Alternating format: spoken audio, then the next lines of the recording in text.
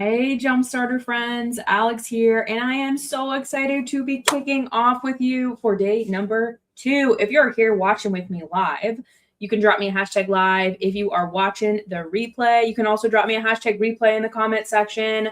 Say hey, and let me know where the heck in the world you're watching from. I know we have people from everywhere that I have talked to: the US, Australia, Canada, UK. So really fun to have you all here.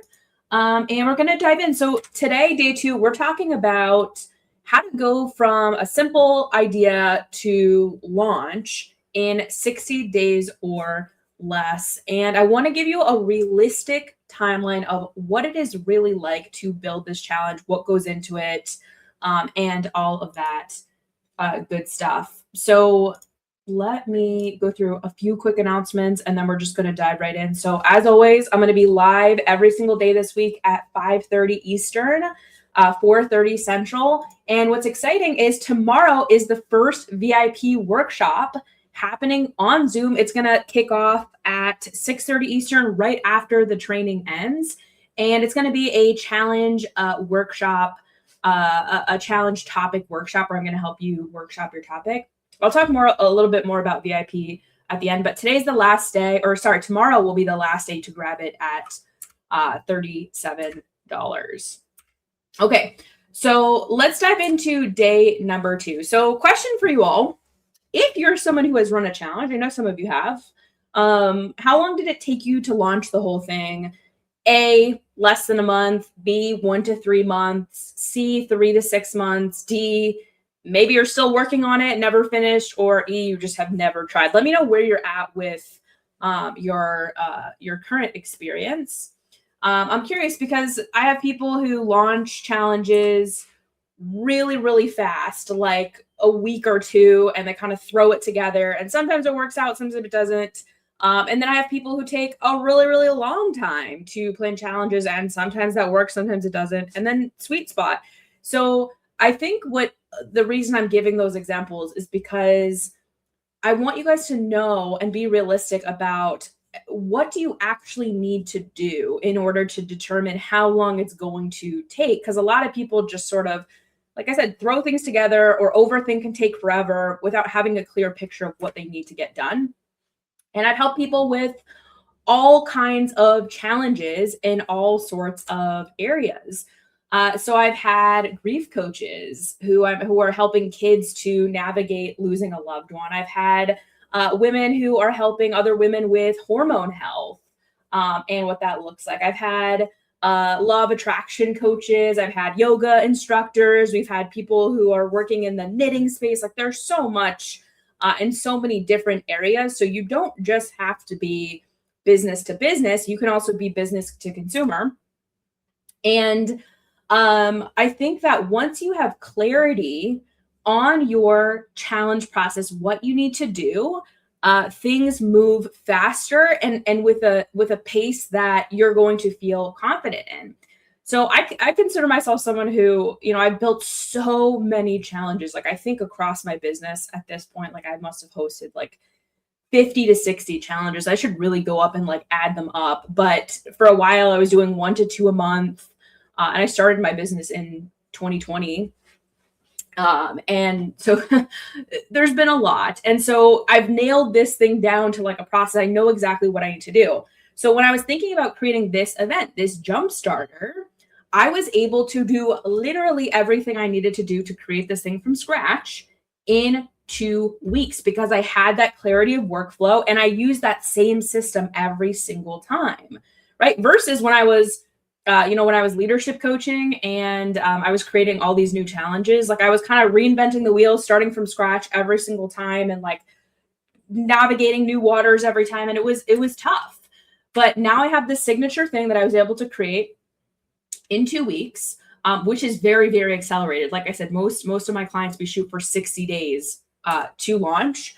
And then once you have the event, you start getting good at it. And I like to give this example of things that I get to do before my event. So I ran this Jumpstarter at the beginning or mid-January of this year.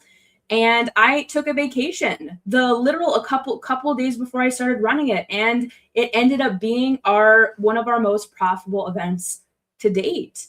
And I don't know how many entrepreneurs feel comfortable going on vacation right before they host a big event that's supposed to be what they've put so much effort and work and time into.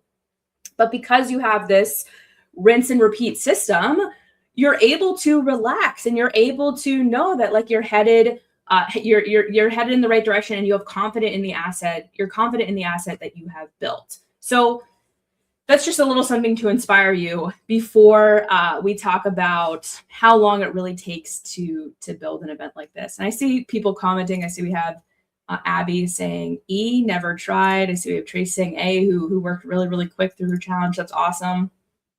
But let's talk about this. So there's 4 phases that go into building your highly converting challenge. There's the creation phase, there's the marketing phase, there's the hosting or nurture phase, and then there's the selling phase.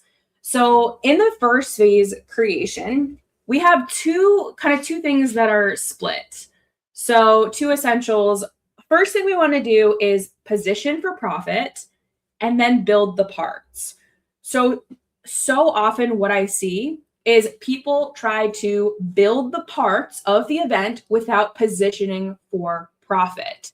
So building the parts are things like the sign-up pages, the checkout pages for your VIP tickets, the sales page for the whatever you want to sell people after the event, slides, community, email sequences. Like they try to do all the parts, but they don't actually have clarity on this, the positioning for profit, the core decisions that you need to make in order to successfully create a challenge that is going to sell for you and is also going to be really exciting for attendees and genuinely help them. So let's talk about what it means positioning for profit. And just so you know, tomorrow on day 3, we're going to talk about choosing a challenge topic. So we will go much, much more in depth on this tomorrow. So I'm going to give you the high level overview for now. But typically the positioning for profit takes 1 to 2 hours. And it is the most important thing that you will do, right? Because the clarity, when you have incredible clarity on these things, writing and creating these parts comes really, really quick, right? And so my students who are in my challenge after party program, which is, where I help people to build out this whole thing in this timeline, we typically go back and forth for like a while trying to make sure that we have nailed all of these things. Because like I said, if we don't, everything else is going to be so much harder down the line. So the positioning for profit includes like, what are you selling post event? So are you going to be selling a membership or a course, or maybe you have like a GPT, or maybe you have a get it done week that you're selling? Like what is it that you're selling as your next step? Then we want to figure out who is your specific niche. We want to be able to pick a topic or a win, right? So what does that look like? So for example, in this challenge, I am teaching you the 5 keys to designing a highly converting rinse and repeat style challenge. I am not giving you everything to run a challenge. Like there is so much that goes into a challenge. Like I have a 17-week program that goes through it. I'm just giving you the first piece, right? And then I'm going deep into that one piece. Another example of a win is my free 7-day live video challenge that I used to run every single month. And that goes through the 7 keys to highly converting live stream videos. I'm not teaching you everything about live video. I'm teaching you everything about video marketing. I'm teaching you just those core things about being able to leverage live video to sell. Then we want to have things like naming your challenge, outlining the content, choosing the number of days, and all of that good stuff. So if you're really fast at this, you could get all this stuff done in like an hour or less, but typically it takes a little bit longer to get, maybe closer to 10 hours to just nail all of this stuff. And like I said, with my clients, they'll submit, I have like a challenge, like a profitable challenge workbook that they'll go through and fill this stuff out. And we go back and forth to fine tune this stuff because, again, it's the most important thing. And you VIPs, tomorrow on our call, we are going to talk about choosing your topic, and I'm going to give you insight on this as well. So once we have that position for profit done, that's when we dive into the parts. So like I said, sign up pages, thank you pages with the VIP offer, slides, the community, email sequences, offer pages and strategy. You know, if you have a swag bag or you have affiliates or you want a schedule page, like all of those things are things we need to be thinking about creating. And typically this is the phase that takes the most time. And this is anywhere from 30 days on the conservative end to 60 days to really do like a good job of this. And like I said, if you were like, you had literally nothing else going on, like I remember the first challenge I built, I had nothing else happening, right? I didn't have any clients yet. I had, no work, like I had nothing happening for me. So I could build this in a week. But if you have kids and you have client work and maybe you have a job too, like it's not realistic to just get it done in a week. So that's why I say 30 to 60 days, give yourself to build everything. If you're spending around anywhere from like 2 to 10 hours a week, just getting everything set up, right? So this first phase we can think of as between the positioning for profit and building the parts, anywhere from 30 to 60 days. Okay, someone is asking a great question. A separate website for the challenge. You can if you want. You absolutely can. And there's some events where I have created a separate website. Like I have a summit that I host every year called Go Live Con, and I bought a specific domain for that, but you don't need to.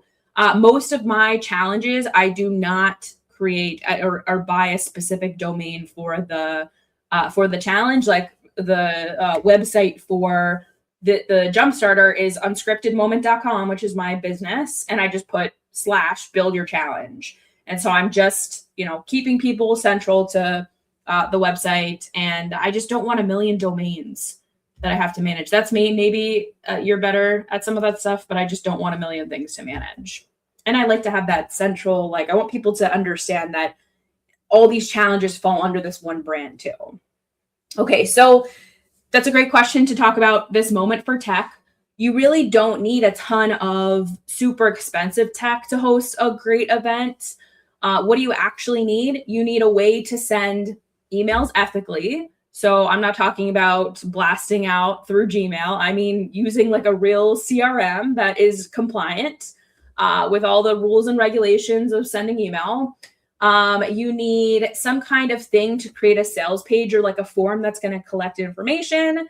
You need some type of social media account to go live on, and then payment collection. So then none of this has to be expensive. And like if you have a CRM now, like for example, I use Kartra. Some of my clients use like Kajabi, or they use, I don't know, people use all different types of stuff that has this stuff included. Just use what you have got.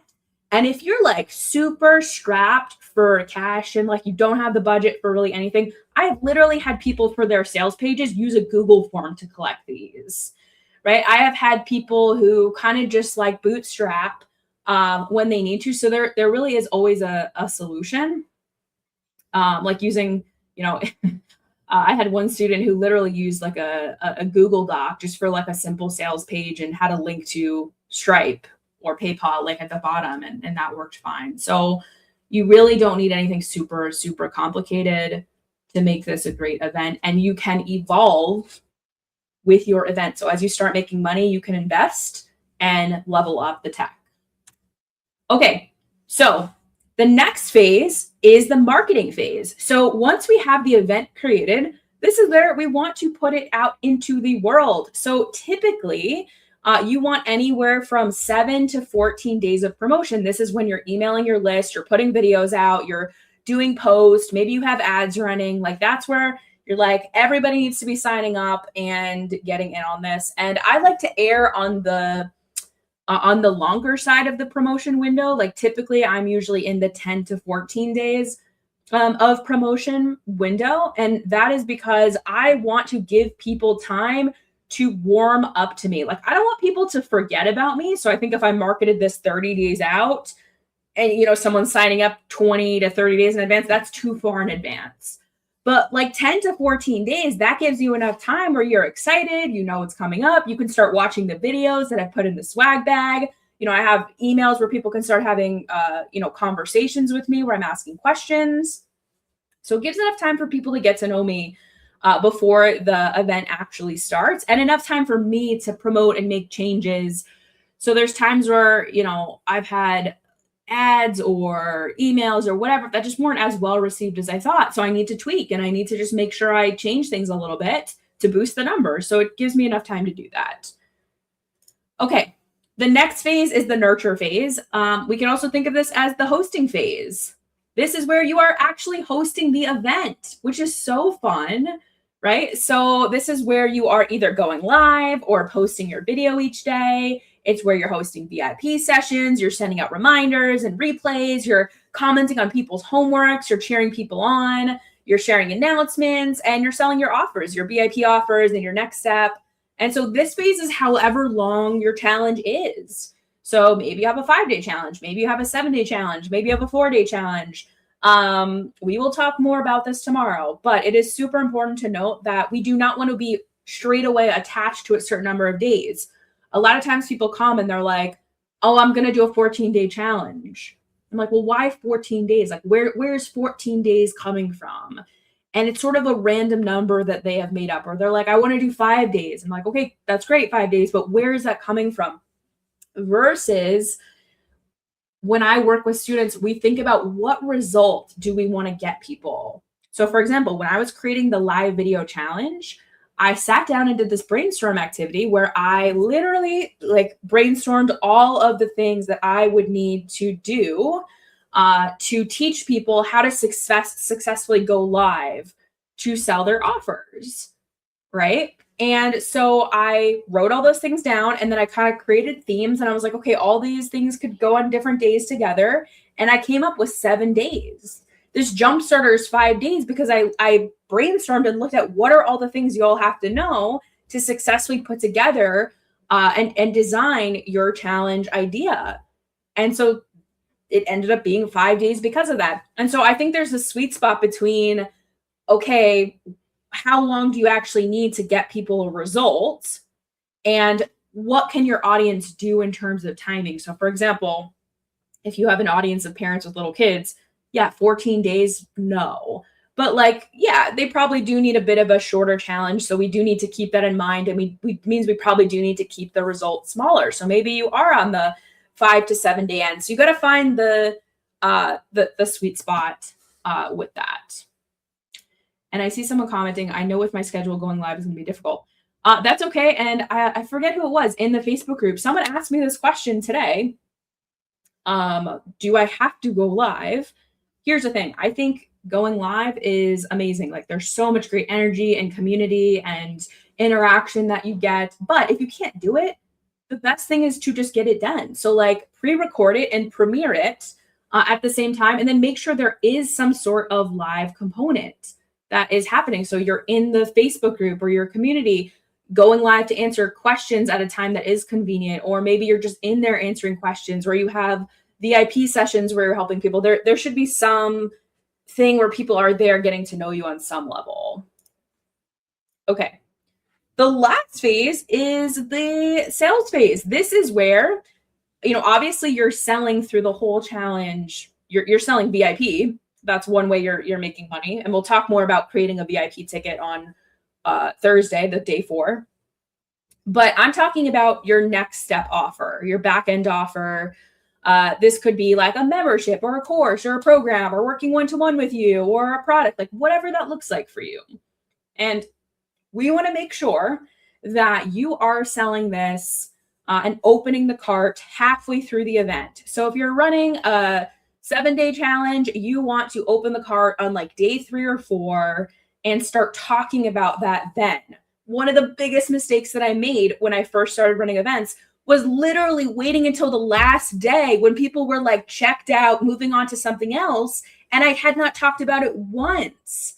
And no one knew that there was anything there. So you got to be loud and proud about it and know that if this is something you've created and people genuinely need, it is a disservice to wait till the last day to share this. So halfway through the event you're selling, and typically we want to keep the doors open to the event to the offer for at least like a couple days after. So let's say you run the 7-day challenge, maybe you open the doors to, you start sharing about the course or membership or whatever you're selling. And then you give people until 3 days after the event to join. And, there's strategies you can use to incentivize people to join. So if you have something evergreen that you're selling that's kind of always open, then you're not like, okay, doors close and you can't join. You're saying, you can incentivize with bonuses where you can say, hey, these bonuses are going to disappear by this end date or something like that. So there's definitely ways to incentivize and create urgency, even if you have an evergreen offer that's always open that you sell. Okay, so let me know if we have any questions. Let me know in the chat. Is all this making sense to y'all so far? I hope that it is. So let's talk about the full commit of all the parts. So for the creation phase, where we're actually creating all the parts, we have part 1 and 2, which is, let's just say, anywhere from 30 to 60 days. Then we've got the marketing phase, which is anywhere from 7 to 14 days. And then we've got the hosting phase, which, your challenge, put anywhere from like 3 to 7 days as a guess. And then selling typically 5 to 10 days. So on the on the quick end, you could get everything done in 54 days. So when I say everything done, I don't just mean we sit there and plan and reflect. No, it is create, market, host, and then sell. So by the end of the 54 days, you have been selling. Or on the slow end, which isn't even that slow, 86 days, which is closer to that 3-month mark, to be at that point where you have done the entire event, built and marketed and hosted and sold that entire event in less than 3 months, which, again, I think that, in today's day, sometimes people are like, want that immediate gratification, but that is also like pretty quick to like when you're actually building an event the right way.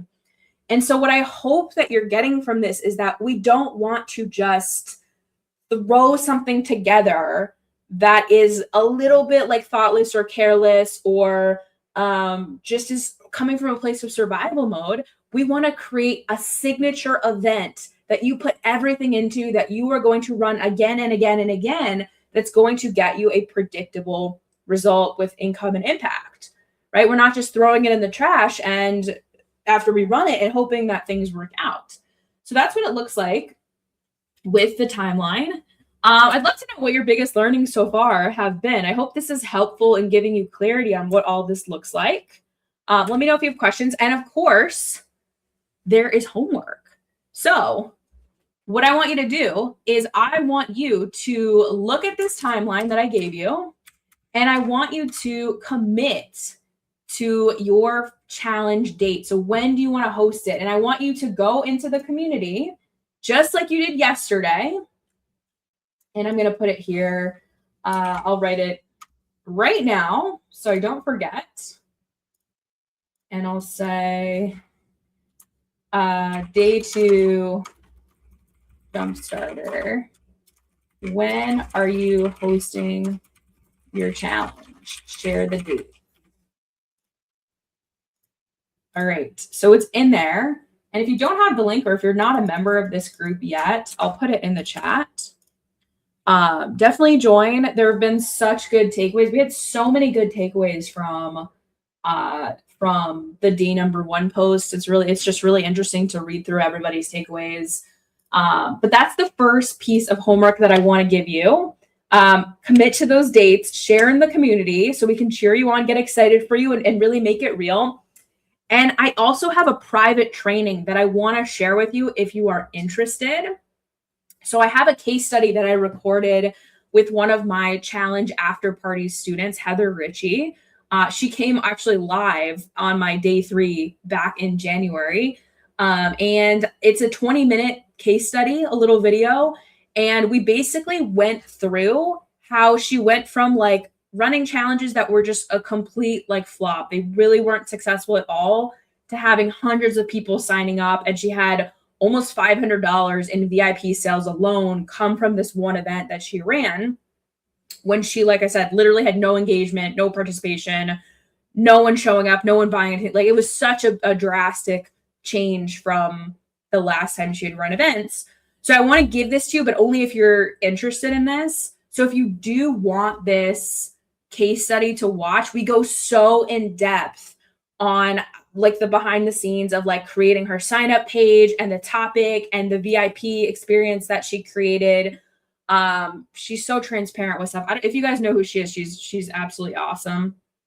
And she does a lot of stuff with like creating GPTs and creating helpful things for entrepreneurs who are creating content. So if you do want it, shoot me a message on Facebook. I will put my link here. You can just type in Alex Carmelli on Facebook too. But shoot me a DM with the words day 2 case study, and I will send it to you. I just don't want to. This is a private training, so I typically don't give it away. Like I haven't been giving it away for free. It's not anywhere on the internet.